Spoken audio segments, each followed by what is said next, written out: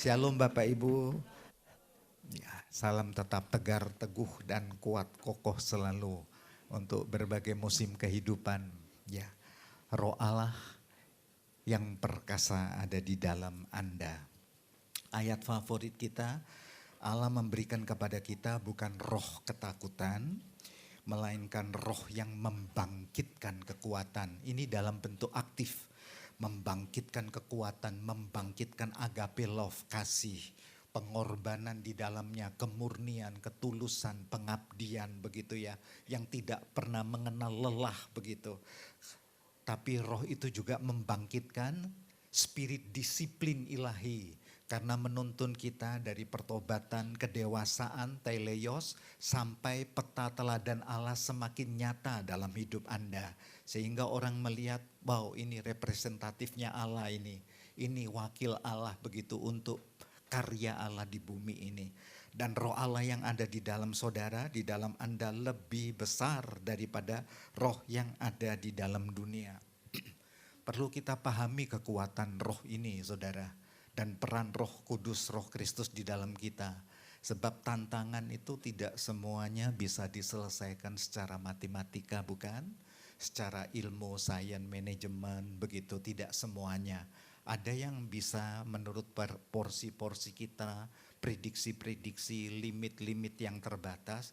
Tapi ada atmosfer-atmosfer yang di belakang layar. Atmosfer mistik, gitu ya, kekuatan goib atau gaib yang tidak bisa diselesaikan secara logik, matematik, nalar, begitu. Itu diselesaikan dengan kekuatan roh tentunya. Ya, kekuatan roh ini tidak hanya mengilhami hal-hal dan memberi inspirasi atau kekuatan pagar perlindungan, dimensi kita terhadap tenung santet dan seterusnya, tetapi hikmatnya pun menyertai untuk mengambil keputusan yang logik demikian ya.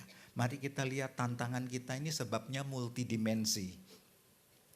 Tantangan kehidupan ada krisis identitas diri, banyak di mana-mana. Tumbuh kembang anak-anak kita, anak-anak ABG sekarang juga banyak krisis ID. Apalagi ya tautan dengan dunia media itu begitu hebatnya. Jadi dia bisa ngelihat dirinya, wow kalau aku ndak narsis begitu, wah aku ketinggalan zaman nih begitu saudara. Jadi anak-anak akhirnya bisa kepribadian beragam. Krisis identitas diri baik untuk anak-anak teens, itu anak-anak remaja sudah dikenalkan siapa dirinya, siapakah aku di hadapan Tuhan, siapakah aku untuk kawan-kawan sebayaku, dan siapakah aku untuk diriku sendiri. Ya, jadi dia bertemu dengan identitas diriku ini jelas loh. Belum tantangan kehidupan keluarga disfungsional, belum gaya hidup hedonis yang serba nikmat, ini tantangan-tantangan. Yang banyak hal tidak bisa diselesaikan hanya sebatas prediksi logik bukan? Karena menyangkut emosi, menyangkut hasrat, menyangkut gelora, nafsu. Ya. Lalu juga ada strawberry generation. Ini ulasannya Profesor Rinaldi dari guru besar UI, manajemen ya, dan guru besar ekonomi yang bagus saudara. Saya melihat ulasan-ulasannya dengan baik. Begitu dia berkata, kita hidup untuk anak-anak muda kita ini strawberry generation. Mereka manja dengan dunia IT, mereka kreatif, bergerak bagus begitu.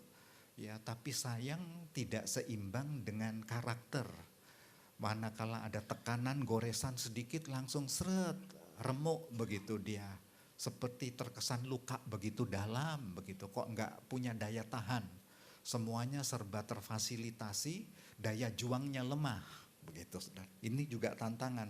Karena itu sebaiknya anak-anak dimuridkan sedini mungkin dari keluarga. Ya, lalu keuangan yang buruk juga menjadi tantangan. Kesehatan yang drop. Ada usia-usia produktivitas begitu oke, tapi nanti ada usia paruh baya. Apa yang kita makan, apa yang kita kumpulkan dari masa-masa lalu kita dengan nutrisi gizi yang tidak pas, ya tidak sehat, dan pola makan, pola hidup, pola istirahat yang tidak pas itu saudara, itu tahu-tahu muncul ke permukaan di usia parubaya. Loh, sakitnya itu macam-macam. Loh, kok nggak pernah ya tempo lalu waktu saya 25-30 tahunan kok begitu oke untuk sekarang loh, kok sana sini begitu kebingungan. Ya, itu juga perlu diselesaikan yang begini. Belum tantangan yang spiritual gaib, bukan? Ini tantangan semua. Perlu dipahami itu maksud saya bahwa kita punya iklim tantangan dimensional sampai ke dunia mistik. Ini yang kita termanjakan karena dunia kita dunia media yang begitu kreasi. Ya rumus media itu per 3-4 detik sudah ganti baru. Slap, slap, slap. Jadi kaya dengan ide dan kreatif. Karena itu nggak bisa monoton. Termasuk khotbah tidak bisa monoton, orang akan jemu. Ngomongnya banyak, dipersedikit isinya. Bisa gitu saudara, ya seninya begitu. Karena eranya memang seperti ini. Jadi kepada anak-anak yang kreatif, termasuk orang tua yang mengajar, mesti gesit. Slop per 3-4 detik gitu, saudara mesti pakem gitu. Topik-topik, subtopiknya itu mesti cap gitu. Jadi dia terpanah terus gitu. Kalau enggak, dia main sendiri. Dia bikin kreasi sendiri. Jangan marah begitu saudara ya, karena seninya anak sekarang generasinya itu milenial.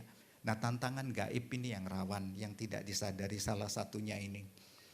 New Age Movement, gerakan zaman baru. Sebenarnya ini kita ternina bubukkan dengan dunia media sampai ini kelupaan.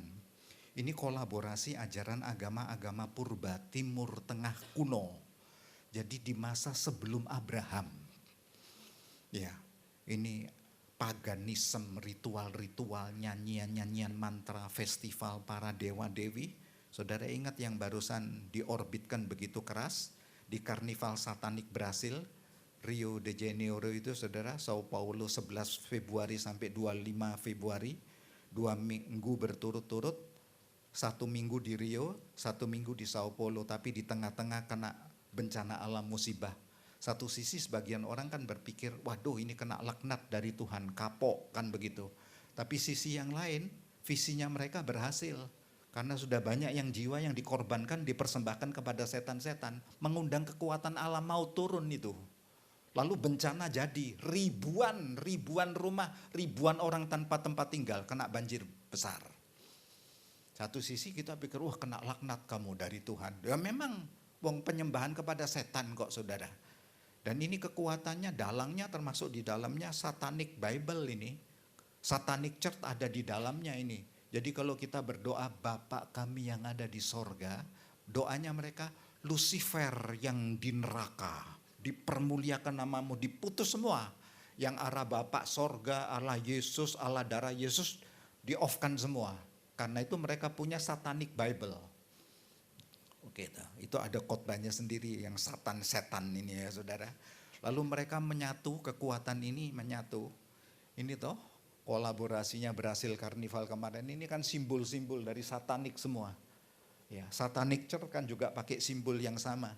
Simbol pentagram 5 sudut itu saudara, satanik. Tanah, bumi, sudut yang pertama untuk karyanya setan. Udara juga untuk bernafas dengan setan. Sayangnya untuk pengetahuan dengan setan. Cintanya juga cinta kepada setan. Mempersembahkan hidup. Altarnya altar wanita telanjang. Persembahannya habis itu pesta seks. Ya, mereka minum darah. Ada itu. Yang pernah saudara dengar kesaksiannya Mongol. Yang dari gereja setan di Manado. Sudah masuk di Indonesia ada. Itu berani keluar dari sektennya mereka, dikejar untuk dibunuh. Kalau selamat itu anugerah. Sebabnya dikejar sebelum untuk bocor itu dibunuh dulu. Aliran ini ada saudara, masuk di mana-mana. Nah sekarang lebih bersahabat karena keyakinan-keyakinan yang di luar agama resmi pemerintah. Di Indonesia itu ada beberapa ratus, 200 lebih keyakinan. Ya, yang punya hak sama menjalankan seperti agama saudara. Berdoa, sembahyang, ritual, dan seterusnya.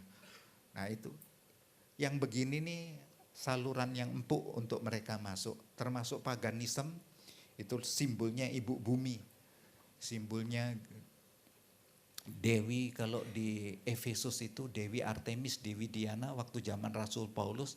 Berbeda-beda nama saja, tetapi center point-nya sama. Gaia itu, Dewi buminya. Kalau di Efesus pakai simbol ya Dewi Artemis, satu patung yang tinggi jelek, begitu saudara, permisi, isinya semuanya muka ke bawah ini buah dada semua, payudara semua. simbol ibu kesuburan. Itu yang disembah orang-orang Efesus. Yang Rasul Paulus waktu teriak lantang untuk misi penginjilan di Efesus itu. Kalau di Eropa gaya ini, beda nama tapi sebenarnya wujudnya sama, saudara. Setan kan pinter gitu. Ya ganti-ganti casing aja dia. Belum keluarga disfungsional. Ini musuh yang di dalam. Tadi musuh luar. Keluarga disfungsional, keluarga konflik. Pelecehan-pelecehan kata. Karena besar dengan pola asuh yang keliru. Ya emosi, pelecehan kata secara sampai ke fisik. Pelecehan seksual, ya otoriter, penghakiman, religius, tapi kaku keluarga itu, keras. Itu juga mencetak orang-orang yang tertekan. Anak-anak yang nantinya sungsang juga. Jadi berontak juga begitu, saudara. Tanpa role model, tanpa teladan karakter, krisis ID, tanpa prospek untuk hari depan. Dan keluarga-keluarga seperti ini terulang-ulang. Di zaman Alkitab kan transparan, memberikan apa adanya. Keluarga Abraham itu juga disfungsional. Ya. Keluarga Ishak ini ada topiknya sendiri kalau dibedah-bedah begitu ya. Keluarga Yakub juga disfungsional loh, saudara. Masuk keluarga Imam Eli juga anak-anaknya disfungsional. Imam Eli juga tidak jelas cara role modelnya di bait Allah. Ya, keluarga Daud, keluarga Salomo hancur, disfungsional. Daud itu sampai Daud kerap kali doanya kan apa adanya ya. Memang kita bersyukur ya. Jadi Allah yang berkata bahwa dari benih Daud lahir Mesias itu tidak dicabut. Itu Allah berkata ya dan amin. Tapi sekalipun di tengah kelemahan kita lihat carut marutnya Daud, pedang yang tidak pernah lalu dari keluarga Daud. Terjadi hal-hal yang sungsang di keluarga Raja Daud. Masuk ke Salomo, anaknya berat, sungsang lebih sungsang. Selesai Salomo, pecah Israel, kerajaan utara dan selatan. 12 suku itu 10 suku utara, 2 suku selatan. Ya, porak-poranda sampai hari ini berat. Itu yang saya kagum perjanjian Allah ya kepada Daud dan sebelum-sebelumnya sampai kepada Abraham turun Daud sampai Yehuda lahir Mesias. Itu gak bisa pudar di tengah perubahan dan carut marutnya sejarah. Wah, kita bangga dengan hal ini, kita bangga dengan ini. Benang merah yang bahwa kalau boleh saya ringkaskan, ini benang merah sejarahnya Tuhan. Bukan sejarahnya manusia, sampai lahirnya Mesias. Ya. Ini menjadi PR kita. Lalu anak-anak yang lahir dari keluarga disfungsional, saudara lihat, berat loh saudara. Ya, pribadi yang luka batin, akar pahit, buram, rendah diri, traumatis, emosi yang dingin, cool, kasihan dingin begitu, rasa tertolak, marah, keras hati, berontak, sulit bertobat loh, otoriter, sampai rasa ada spontan begitu, bisa rasa tidak bersalah sekalipun melakukan kekerasan, atau kebalikannya rasa tertuduh, terpuruk dan rasa bersalah yang berlebih-lebihan menghukum diri. Nah seni-seni ini ada yang harus diselesaikan kejiwaan. Ya, untuk dipulihkan saudara, sharing begitu ya, benang rumitnya itu dibongkar satu-satu, ditemukan titik awalnya, lalu ketemu identitas dirinya dengan jelas begitu. Saya dengan senang hati ikut membantu saudara. Kalau saudara mau seni-seni konseling yang seni kepribadian, privasi, mau keluarga, pola asuh. Sebab kalau tidak tertangani begitu, saudara bisa kasih informasi ke sekretariat, ke Desi, ya saya datang hari Kamis di sini untuk sharing. Kalau ada beban-beban kehidupan, ya warnanya sharing, tukar menukar pikiran, bukan kayak interogasi mau cari tahu bukan. Warnanya privasi, memprospek hari depan, ya. Termasuk pola pernikahan yang sungsang gimana solusinya, dan seterusnya sampai pola asuh yang keliru begitu ya. Kalau tidak nanti tumbuh kembangnya seperti ini, bisa sulit harmonis, sampai sulit harmonis dengan dirinya sendiri. Jadi dia memang krisis identitas diri, mempertanyakan siapa aku. Nah gini kalau kena ya banjirnya media, kepribadiannya bisa ganda. Dia aku kepingin mengidola, dunia fantasi dia hidup. Ya, rawan bukan yang begini? Ya, apalagi kalau dengan pola pendidikan yang keras, biasanya bisa jadi psikopat-psikopat. berbuat kekerasan yang tidak merasa karena terlalu dikerasi. Atau sampai bipolar, dunia fantasi dan dunia nyata nggak jelas. Buram, kasihan yang begini. Diobati sih, diobati ya untuk ngantuk-ngantuk sebentar, rileks-rileks. Obat hilang dayanya, kumat lagi saudara. Yang harus disentuh itu dalam. Ya, ada yang biologis untuk syaraf begitu, tapi kejiwaan tidak bisa disentuh semata-mata dengan biologis obat. Memang harus disentuh titiknya itu. Dengan firman, kasih Yesus, dengan peran Roh Kudus bisa pulih, bisa.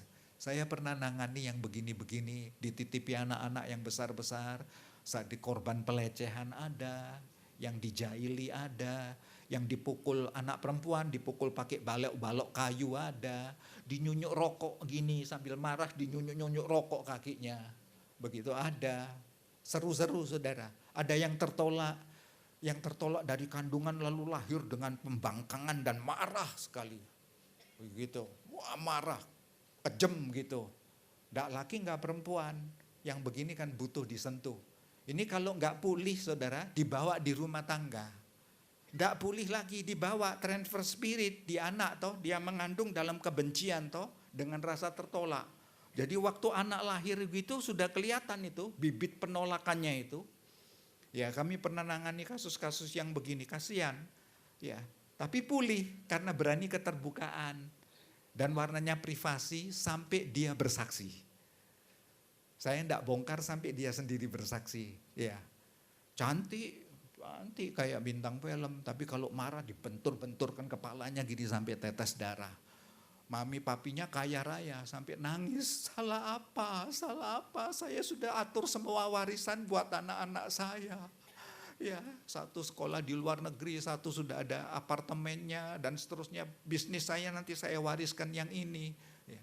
Terus tahu-tahu Tuhan ingatkan punya omong, kesannya perfect, ke gereja sama-sama rapi, turun mobil rapi, necis semua, rapi, seragam, manis, tahu-tahu dalamnya ada yang luka.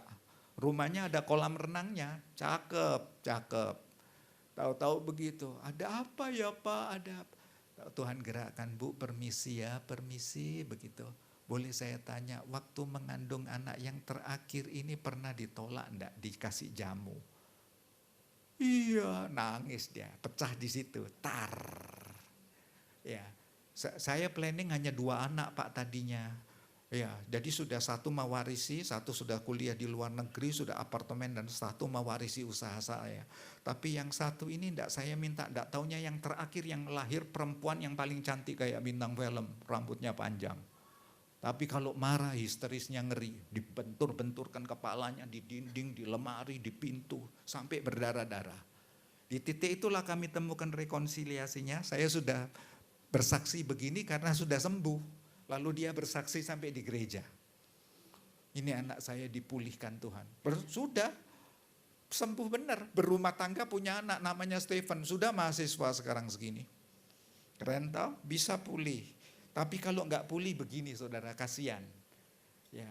Jadi mari berani keterbukaan awal pemulihan, step by step. Nah, peran Roh Kudus indahnya di sini. Suami istri mulai dari pribadi, keluarga. Peran Roh Kudus itu insyafkan dosa, kebenaran, penghakiman.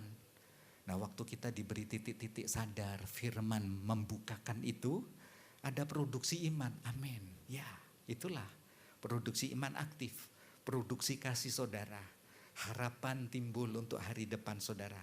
Mengerjakan kelahiran baru bentuk aktif untuk membangkitkan spirit kemerdekaan saudara. Dalam roh saudara, dunia bekerja hari-hari waktu rasa lesu, tetap ada spirit kebangkitan untuk menapai hari lepas hari dan memenangkan itu.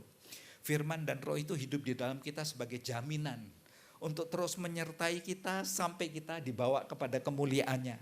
Aktif tumbuhkan karakter, lalu aktif dewasakan kita serupa peta teladan Kristus. Nah, terapkan firman itu dan kuasa roh ini di dalam keluarga. Saudara tanamkan, letakkan dasar iman itu di keluarga. Ya, desain itu mulai dari keluarga. Anugerah kelahiran baru dari keluarga. Sedap bukan? Bimbingan pertumbuhan karakter dari keluarga, karakter building dari keluarga. Ada di sekolah karakter building lebih cenderung ke kurikulum akademik sekolah itu. Pendidikan karakter building kan lebih minim begitu ya. Beberapa sekolah Kristen lebih tajam. Ya, tapi secara umum lebih minim, lebih ke arah kurikulum akademik. Karena itu di keluarga mesti punya kurikulum untuk karakter building. Setting itu, orang tua ke arah sana saudara. Nanti saudara lihat indahnya anak-anak saudara. Pendampingan tumbuh kembang kepribadian yang dewasa. Ya, dan apa yang saya saksikan benar. Salah satu ponaan kami ya, si Michelle sama yang baru pertunangan dengan Stephen itu. Ya, dia dari UC, Universitas Ciputra dan summa cum laude dari sana. Ya, itu ayah ibunya pendampingan rajin, desainer interior. Dua-dua ini kombinasi, lahir anaknya jauh lebih cemerlang dari bapak ibunya kalah pintar. Sampai desainnya si Michelle itu dipakai sama Universitas Ciputra untuk pengembangan misalnya lantai 16, lantai 17 yang di Surabaya itu saudara. Untuk kami akan bikin fakultas bisnis kreatif begitu. Dan seterusnya begitu ya, fakultas kedokteran pengembangan itu dia presentasikan lalu dia dipakai itu karyanya dia. Bapaknya jago untuk desainer interior sekalian garap di sana saudara. Sudah dibawa sampai UC Makassar. Kan jadi kesaksian benar. Saudara. Jadi bisa ini letakkan dasar karakter pendampingan potensi sampai pencapaian visi. Jadi sekarang anaknya kasih bisnis bapaknya. Keren ya, Pak aku punya bisnis ya. Ini Pak, ini digarap. Bapaknya punya tukang-tukang naik ke lantai 16, 17 bikin. Ada kesaksiannya itu saudara, anugerah. Nah keimamatan keluarga itu di sini saudara. Setelah saudara terapkan menyadarkan bahwa orang tua adalah wakil Allah yang melukis masa depan anak. Orang tua adalah motivator, inspirator keluarga. Orang tua adalah pendidik kreatif kehidupan. Orang tua komunikator yang edukatif. Mari kita lihat simple per slide saja. Orang tua wakil Allah yang melukis masa depan anak. Mau punya 2, 3, 4, 5 anak, masing-masing beda. Saudara tidak bisa pakai cara yang sama, generalisasi.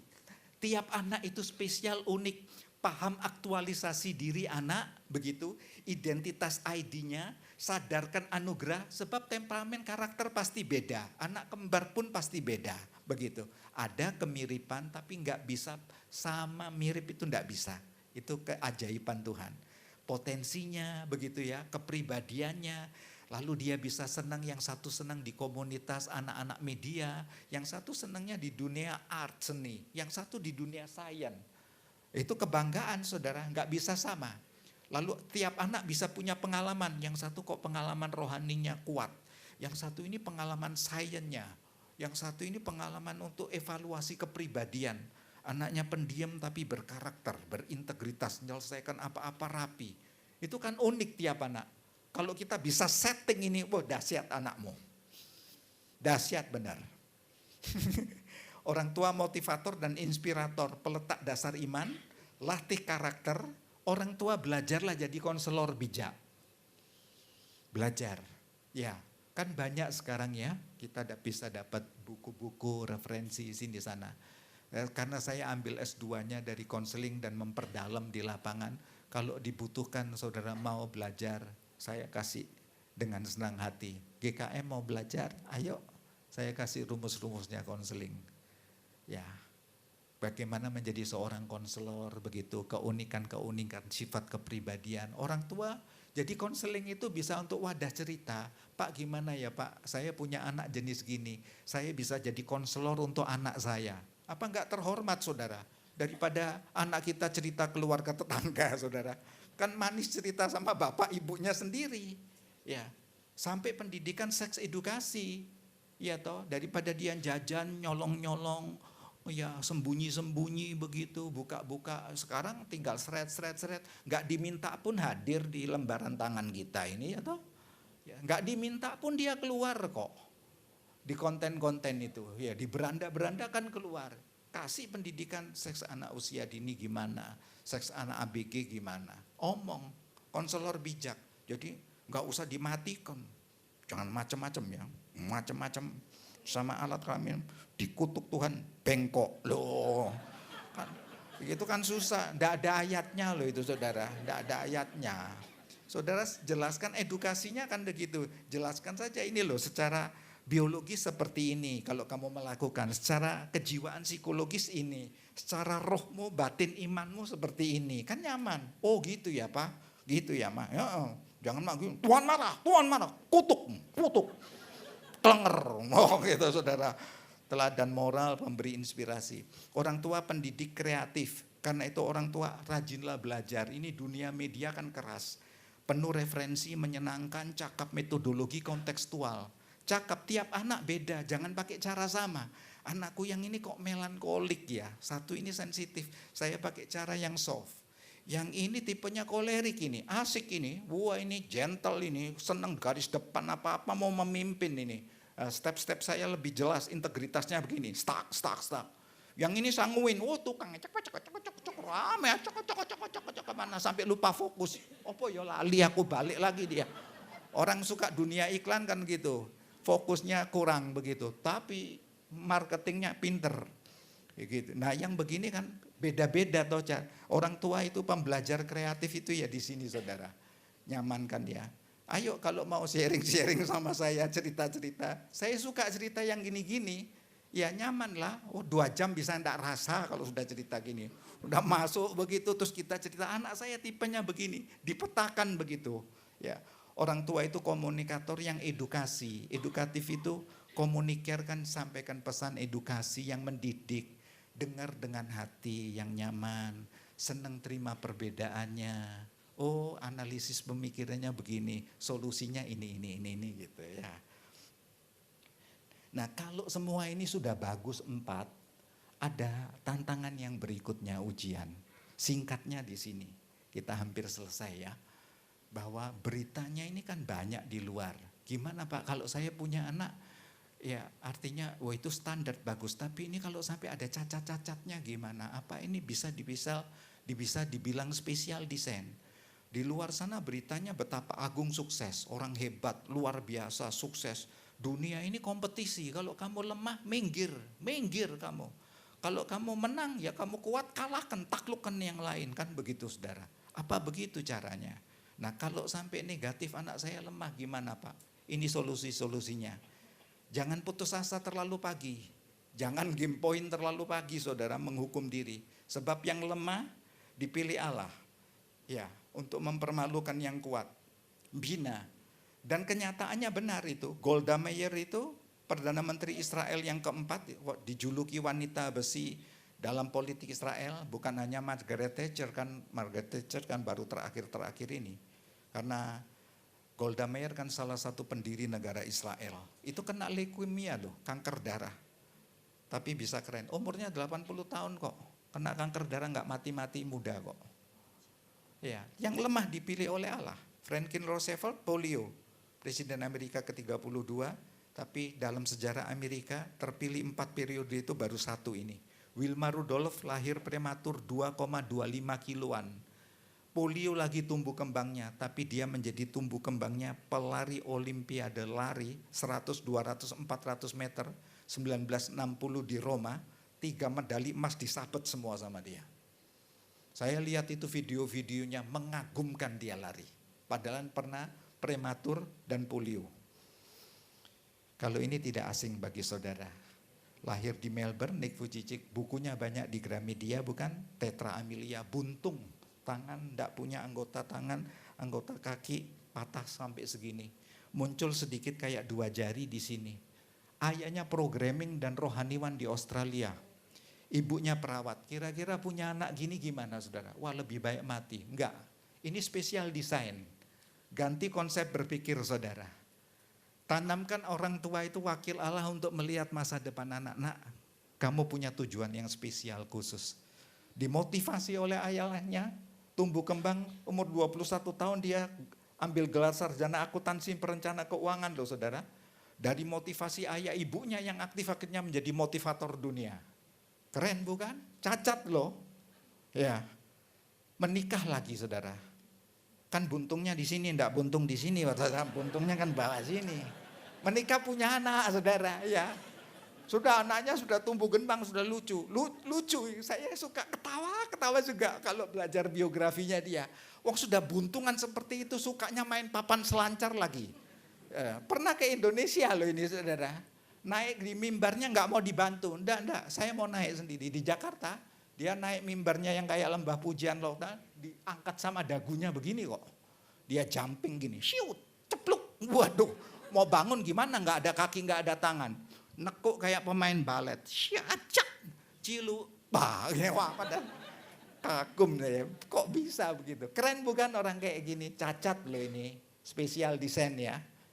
Anda itu spesial ya, kalau lihat dirimu jangan, wah ini salah penciptaan ini Tuhan. Sebenarnya enggak, saudara bukan glosiran loh saudara. Saudara itu spesial.